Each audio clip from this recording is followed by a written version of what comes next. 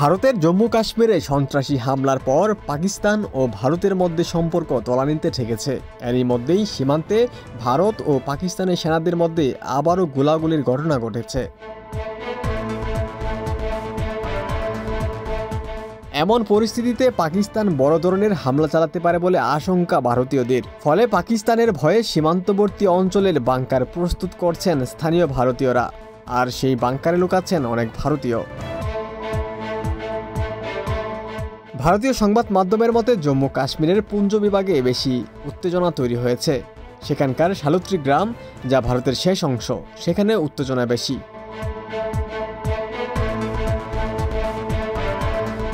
সেখানে ইতিমধ্যেই গত 2 দিন গোলাগুলি হয়েছে।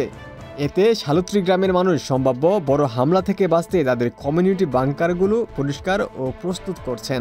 এই গ্রামবাসী লাইন অফ কন্ট্রোলের খুব কাছাকাছি থাকায় তাদের মধ্যে সংখ্যা বেশি। তবে এইসব সংখ্যার মধ্যেই নিজেদের প্রস্তুতি সেরে রাখছেন তারা।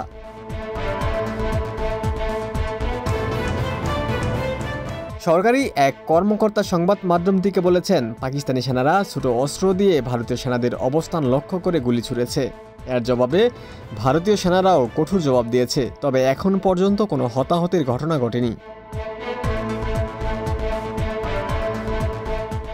শালুত্রির বাসিন্দারা জানিয়েছেন, ভারত সরকার তাদের এসব বাংকার বানিয়ে দিয়েছে, যেগুলো অনেক শক্তপোক্ত, একই সঙ্গে বুলেট প্রুফ।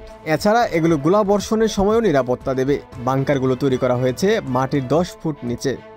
এক গ্রামবাসী বলেন, আমরা সীমান্ত এলাকায় বাস করি। প্রধানমন্ত্রী নরেন্দ্র মোদী বেসামরিকদের জন্য যেসব বাংকার দিয়েছেন, এগুলো খুবই শক্তিশালী, বুলেট প্রুফ এবং মাটির 10 ফুট নিচে। এগুলোর ভেতর কোনো ঝুঁকি নেই।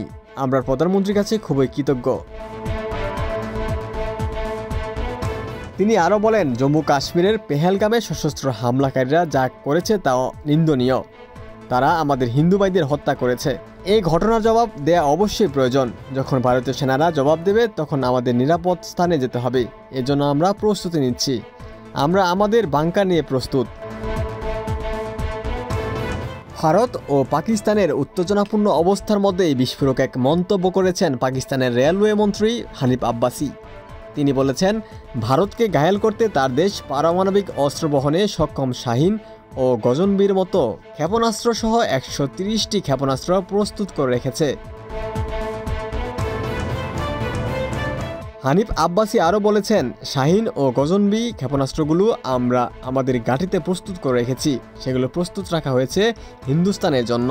130টি ক্ষেপণাস্ত্র কেবলমাত্র নমুনা হিসেবে রাখা হয়নি।